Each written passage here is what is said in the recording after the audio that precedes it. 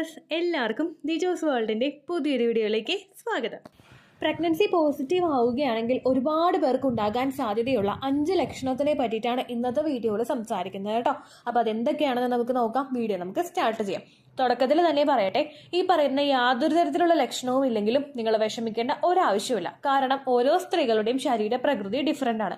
അതുപോലെ തന്നെ ഓരോ സ്ത്രീകളുടെയും ഫസ്റ്റ് പ്രഗ്നൻസിയും സെക്കൻഡ് പ്രഗ്നൻസിയും തേർഡ് പ്രഗ്നൻസിയും ഒക്കെ ഡിഫറെൻ്റ് ആണ്. അതുകൊണ്ട് തന്നെ ഈ ലക്ഷണങ്ങൾ കാണുന്നില്ലെങ്കിൽ നിങ്ങൾ അമിതമായിട്ട് ടെൻഷൻ ആകേണ്ട ആവശ്യമില്ല. എക്സ്പെക്റ്റഡ് പീരിയഡ് ഡേറ്റിൽ ബ്ലീഡിംഗ് വരുന്നുണ്ടോ എന്ന് മാത്രം നിങ്ങൾ നോക്കിയാൽ മതി. ബ്ലീഡിംഗ് വരുന്നുണ്ടെങ്കിലും അതിൻ്റെ അളവ് നിങ്ങൾ ശ്രദ്ധിക്കുക. അതായത് എപ്പോഴും പോകുന്നതിനേക്കാളും വളരെ കുറച്ചാണ് ബ്ലഡ് പോകുന്നതെങ്കിൽ അപ്പോഴും നിങ്ങൾക്ക് പ്രഗ്നൻസി ടെസ്റ്റ് ചെയ്ത് നോക്കാവുന്നതാണ്. ബ്ലീഡിംഗ് നിന്നതിന് ശേഷം ഒരു 5 ദിവസമെങ്കിലും കഴിഞ്ഞിട്ട് വേണം പ്രഗ്നൻസി ടെസ്റ്റ് ചെയ്ത് നോക്കാൻ കേട്ടോ. അതല്ലെങ്കിൽ നിങ്ങൾ BHCG അതായത് ബീറ്റ HCG ബ്ലഡ് ടെസ്റ്റ് ചെയ്ത് നോക്കിക്കഴിഞ്ഞ് കഴിഞ്ഞാൽ കൃത്യമായിട്ട് റിസൾട്ട് അറിയാനായിട്ട് സാധിക്കും കേട്ടോ.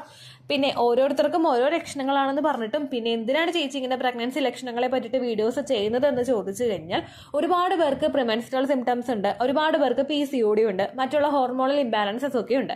അതുകൊണ്ട് ഇതേപോലത്തെ തന്നെ ലക്ഷണങ്ങളായിരിക്കും പ്രഗ്നൻസിക്കും അതുപോലെ ഹോർമോണൽ ഇംബാലൻസസ് ഉള്ളവർക്കും ഒക്കെ ഫീൽ ചെയ്യുന്നത്.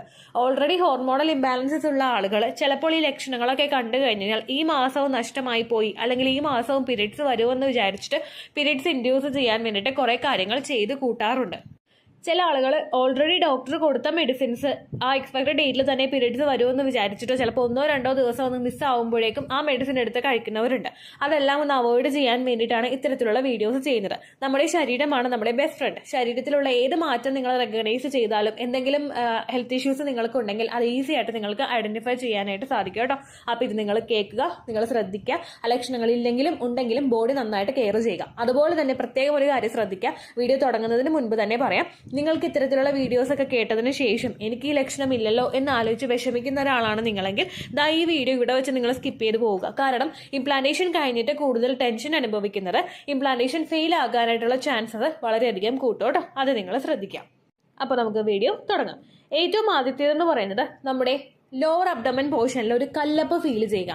നമ്മുടെ ലോവർ അബ്ഡമൻ പോർഷൻ എന്ന് പറയുമ്പോഴേക്കും പൊക്കിളിന് താഴെയുള്ള ഭാഗത്ത് ഒന്നുകിൽ നമ്മുടെ ലെഫ്റ്റ് സൈഡിന്റെ ഏറ്റവും അറ്റത് അതായത് അരക്കെട്ടിന് തൊട്ടു മുകളിലുള്ള പോർഷൻ, അല്ലെങ്കിൽ ഇനി ഇംപ്ലാന്റേഷൻ വന്നിട്ടുള്ളത് അപ്പുറത്തെ സൈഡിലാണെങ്കിൽ ആ ഒരു പോർഷൻ അവിടെയായിരിക്കും. അതായത് ലെഫ്റ്റ് സൈഡിന്റെയും റൈറ്റ് സൈഡിന്റെയും അരക്കെട്ടിന് തൊട്ടു മുകളിലായിട്ടുള്ള പോർഷനിലായിരിക്കും നിങ്ങൾക്ക് കല്ലപ്പ് ഫീൽ ചെയ്യുന്നത്. കല്ലപ്പ് എന്നതുകൊണ്ട് ഉദ്ദേശിച്ചത് നിങ്ങളിപ്പോൾ നിങ്ങളുടെ വയറ് നല്ലതുപോലെ ഒന്ന് പ്രസ് ചെയ്ത് നോക്കുക. ഈസി ആയിട്ട് സ്മൂത്ത് ആയിട്ട് അത് പ്രസ് ആയി പോകും. പക്ഷെ പ്രഗ്നന്റ് ആയിട്ടുള്ള സ്ത്രീകൾക്ക് അങ്ങനെ ആയിരിക്കില്ല. ഒരു പ്രസ് ചെയ്യുമ്പോൾ അവിടെ എന്തോ ഇരിക്കുന്നുണ്ടല്ലോ, അല്ലെ നമുക്ക് ആ ഒരു ഫീൽ ഒരിക്കലും ചെയ്യാനായിട്ട് സാധിക്കില്ല കേട്ടോ. കുഞ്ഞിനെ ഒരിക്കലും പ്രസ് ചെയ്ത് നമുക്ക് അവിടെ ഉണ്ടെന്ന് പറയാനായിട്ട് സാധിക്കില്ല. പക്ഷേ അവിടെ എന്ന് പറയുന്നത് ഇംപ്ലാന്റേഷൻ നടക്കുന്നത് കൊണ്ട് മസിൽസ് അങ്ങോട്ട് സ്ട്രെച്ച് ആവാനായിട്ട് തുടങ്ങും.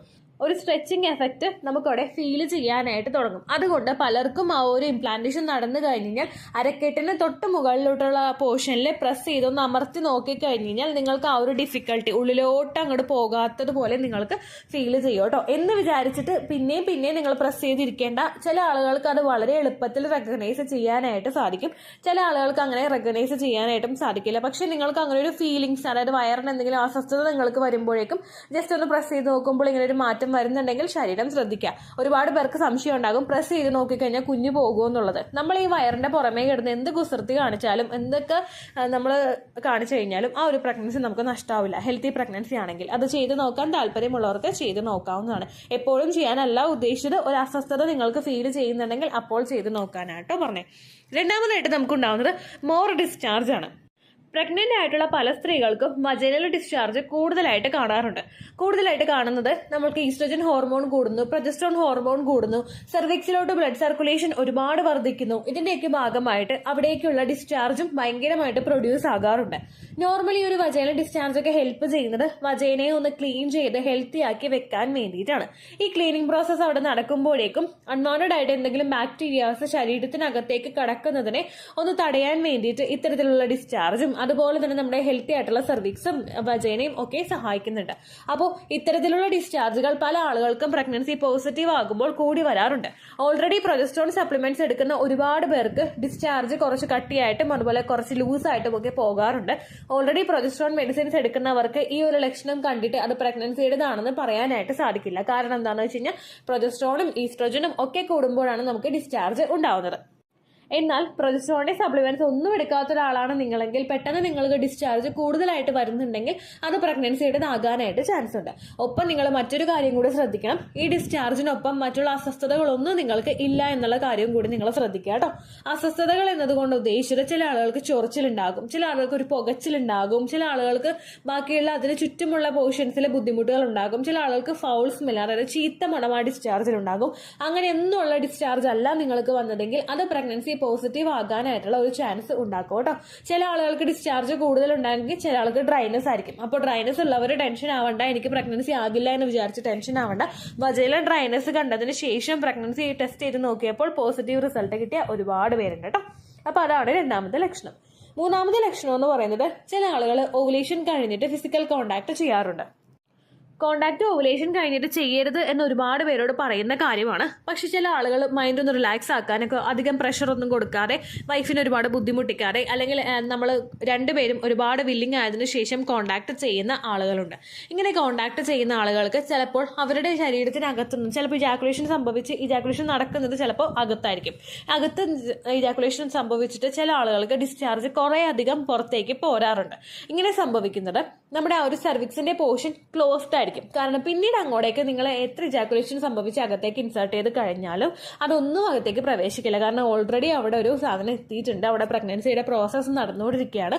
അതുകൊണ്ട് പിന്നീട് അങ്ങോട്ടേക്ക് ഒരു സെമൻ അകത്തേക്ക് പ്രവേശിക്കാനായിട്ട് സാധിക്കില്ല. സെർവിക്സ് അവിടെ ക്ലോസ്ഡ് ആയിരിക്കും.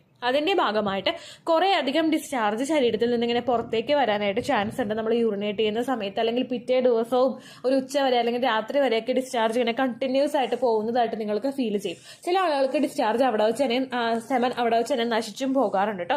അപ്പോൾ കോണ്ടാക്ട് നിങ്ങൾ ചെയ്യുന്നുണ്ടെങ്കിൽ കോണ്ടാക്ട് ചെയ്യുന്നവർക്ക് ഈ ഒരു ലക്ഷണം കണ്ടുപിടിക്കാനായിട്ട് സാധിക്കും. ഇനി അതിന് വേണ്ടിയിട്ട് ലക്ഷണം ഉണ്ടോ എന്ന് അറിയാൻ വേണ്ടിയിട്ട് നിങ്ങൾ തുടർച്ചയായിട്ട് കോണ്ടാക്ട് ചെയ്യരുത് കേട്ടോ. കോണ്ടാക്ട് ചെയ്യുന്നുണ്ടെങ്കിലും ഒരുപാട് പ്രഷർ കൊടുക്കാതെ കോണ്ടാക്ട് ചെയ്യാനായിട്ട് ശ്രദ്ധിക്കുക കേട്ടോ. നാലാമത്തെ ബുദ്ധിമുട്ടെന്ന് പറയുന്നത് നമുക്ക് ബട്ടോക്സിൽ അനുഭവപ്പെടുന്ന പെയിൻ ആണ്. നമുക്ക് ഒരുപാട് നേരം ഇരിക്കാൻ പറ്റാത്ത അവസ്ഥ. നമ്മൾ പ്രഗ്നന്റ് ആകുന്ന സമയത്ത് ലോവർ അബ്ഡമൻ പോർഷനിലോട്ട് പ്രഷർ വരുന്നതും അതുപോലെ തന്നെ നമുക്ക് റിലാക്സിൻ എന്ന് പറയുന്ന ഒരു ഹോർമോൺ അവിടെ പ്രൊഡ്യൂസ് ആവുന്നതും കൊണ്ട് പല ആളുകൾക്കും ജോയിന്റ്സിലും അതുപോലെ ഇങ്ങനെയുള്ള ഏരിയാസിലൊക്കെ വേദന അനുഭവപ്പെടാനായിട്ട് ചാൻസ് ഉണ്ട്. അതുപോലെ തന്നെ യൂട്രസ് സ്ട്രെച്ച് ആകുന്നതിന്റെ ഭാഗമായിട്ട് ആ സ്ട്രെച്ചിങ് എഫക്റ്റിന്റെ ഒരു പ്രഷർ താഴേക്കുള്ള ബോഡിയിലോട്ടും ഉണ്ടാവാനായിട്ട് ചാൻസ് ഉണ്ട്. ഇങ്ങനെ ഇത് കൂടി കൂടി വരുന്നതിന്റെ ഭാഗമായിട്ട് ചില ആളുകൾക്ക് കുറച്ചധികം നേരം ഇരിക്കുമ്പോൾ അവിടെ ആ ഒരു പോർഷനിൽ വേദന അനുഭവപ്പെടാറുണ്ട്. അത് ബ്ലഡ് സർക്കുലേഷൻ കൂടുന്നതും അതിനൊരു റീസൺ ആണ് കേട്ടോ. അങ്ങനെ നിങ്ങൾക്ക് വേദന അനുഭവപ്പെടുന്നുണ്ടെങ്കിൽ ഒരുപാട് നേരം ടയേർഡ് ആയിട്ടിരുന്ന് ജോലി എടുക്കാതെ കുറച്ച് നേരം ഒന്ന് റിലാക്സ്ഡ് ആയിട്ട് കിടന്നിട്ടോ അല്ലെങ്കിൽ നടന്നിട്ടോ ജോലികൾ ചെയ്യാനായിട്ട് ശ്രദ്ധിക്കുക കേട്ടോ. പല ആളുകളും ഇത്തരത്തിലുള്ള വേദനകൾ വരുമ്പോഴേക്കും അതൊക്കെ സഹിച്ചിരിക്കാറുണ്ട്. അങ്ങനെ നമ്മൾ ബോഡി ഒരുപാട് സ്ട്രെയിൻ ചെയ്യിച്ചുകൊണ്ട് പണിയെടുപ്പിക്കാതിരിക്കാൻ നിങ്ങൾ ശ്രദ്ധിക്കുക. അതുപോലെ തന്നെ ഈ വേദനയൊക്കെ കൂടുതലായിട്ട് കണ്ടു കഴിഞ്ഞാൽ ധാരാളം വെള്ളം കുടിക്കാനായിട്ട് ശ്രദ്ധിക്കുക. പ്രഗ്നൻസി പോസിറ്റീവ് ആകുന്ന സമയത്ത് ശരീരത്തിൽ ഒരുപാട് വാട്ടർ റിക്വയർമെന്റ്സ് നമുക്ക് ആവശ്യമുണ്ട്. ഗർഭസ്ഥ ശിശുവിന്റെയും അമ്മയുടെയും പിന്നീട് അങ്ങോട്ടേക്കുള്ള വികാസത്തിനും വളർച്ചയ്ക്കും ഒക്കെ നമുക്ക് വേണ്ടതാണ് വെള്ളം. അതുകൊണ്ട് നിങ്ങൾ ധാരാളം വെള്ളം കുടിക്കാനായിട്ട് ശ്രദ്ധിക്കുക. വെള്ളത്തിന്റെ അളവ് ശരീരത്തിൽ കുറയുന്നതനുസരിച്ചിട്ട് നിങ്ങൾക്ക് പെയിനും ഇറിറ്റേഷനും ഒക്കെ കൂടാനായിട്ടും ചാൻസ് ഉണ്ട് കേട്ടോ. അപ്പൊ ഇതാണ് മറ്റൊരു ലക്ഷണം. അഞ്ചാമത്തെ ഒരു ലക്ഷണം എന്ന് പറയുന്നത് നമുക്ക് യൂറിനിൽ സംഭവിക്കുന്ന കളർ ചേഞ്ച് ആണ്. ഒരുപാട് ആളുകൾ നമുക്ക് യൂറിനിൽ കളർ ചേഞ്ച് ഉണ്ടാവുന്നുണ്ടെന്ന് കമന്റ്സിൽ പറയാറുണ്ട്. പ്രഗ്നന്റ് ആകുന്ന സമയത്ത് ഓൾറെഡി നമ്മളുടെ യൂറിനിൽ HCG ഹോർമോണിന്റെ കണ്ടന്റ് ഉണ്ട്. അതുകൊണ്ട് തന്നെ ചില ആളുകൾക്ക് ആ ഒരു മോർണിംഗ് യൂറിൻ ഭയങ്കര ബ്രൈറ്റ് ആയിരിക്കും. ഓൾറെഡി നമ്മുടെ മോർണിംഗ് യൂറിൻ ബ്രൈറ്റ് ആണ്. പക്ഷെ പിന്നീട് അങ്ങോട്ടേക്കുള്ള സമയത്തും പല ആളുകൾക്കും യൂറിനിൽ ആ ഒരു ബ്രൈറ്റ്നെസ് ഫീൽ ചെയ്യാനായിട്ട് സാധിക്കും. യെല്ലോ എന്ന് പറയുമ്പോഴേക്കും അത് കുറച്ചുകൂടി ഒന്ന് ഡാർക്ക് ആയിട്ടുള്ള യെല്ലോയിലായിരിക്കും കാണുന്നത്. പക്ഷെ നമ്മൾ ഒരുപാട് വെള്ളം കുടിക്കുന്നുണ്ടാകും. അതുപോലെ നമ്മൾ ഫ്രീക്വന്റ് ആയിട്ട് യൂറിനേറ്റ് ചെയ്യുന്നില്ലെങ്കിലും അത്യാവശ്യം ഒരു ടൈം ഗ്യാപ്പ് എടുത്തിട്ട് നമുക്ക് യൂറിനേറ്റ് ചെയ്യാനായിട്ട് തോന്നുമ്പോൾ നമ്മൾ ചെയ്യുന്നുണ്ടാകും. പക്ഷെ എന്നിരുന്നാൽ കൂടി തന്നെയും എത്രത്തോളം വെള്ളം കുടിച്ചെന്ന് പറഞ്ഞാലും നമ്മുടെ ആ ഒരു യൂറിന്റെ ഒരു കളർ ഒരു ലൈറ്റ് യെല്ലോയിൽ നിന്നും കുറച്ചൊന്ന് ഡാർക്ക് ആയിട്ട് ഫോം ചെയ്യുന്നതായിട്ട് നമുക്ക് കാണാനായിട്ട് സാധിക്കും. എന്നാൽ ഈ യൂറിനിൽ ഒരുപാട് സ്മെല്ല് നിങ്ങൾക്ക് ഫീൽ ചെയ്യുന്നുണ്ടെങ്കിൽ ധാരാളം വെള്ളം കുടിക്കാനായിട്ട് ശ്രദ്ധിക്കുക.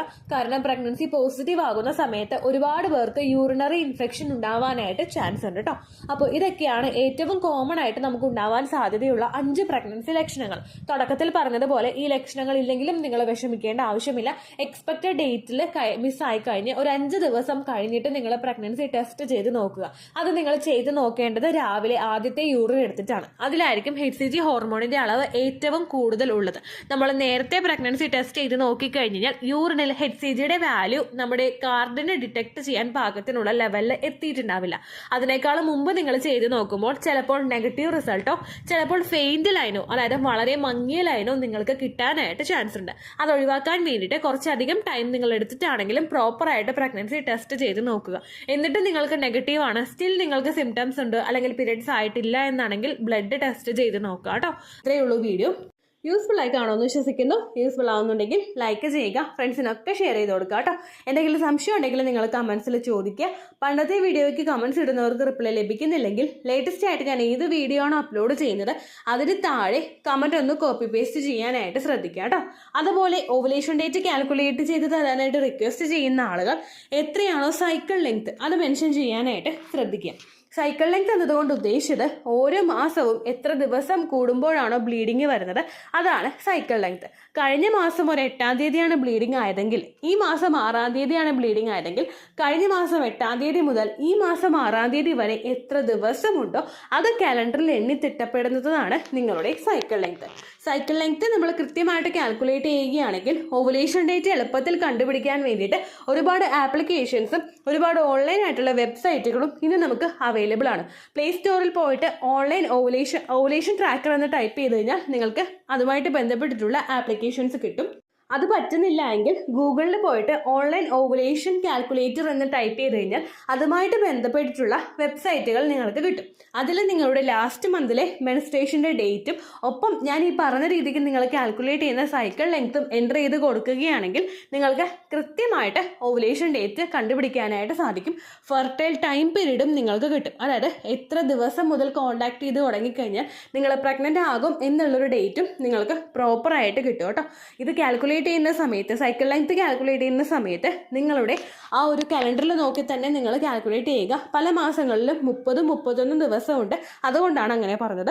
ഒപ്പം നിങ്ങൾക്ക് ബ്ലീഡിങ് തുടങ്ങിയ ദിവസത്തിന് വേണം നിങ്ങൾ ഡേ 1 ആയിട്ട് എടുക്കാൻ വേണ്ടിയിട്ട്.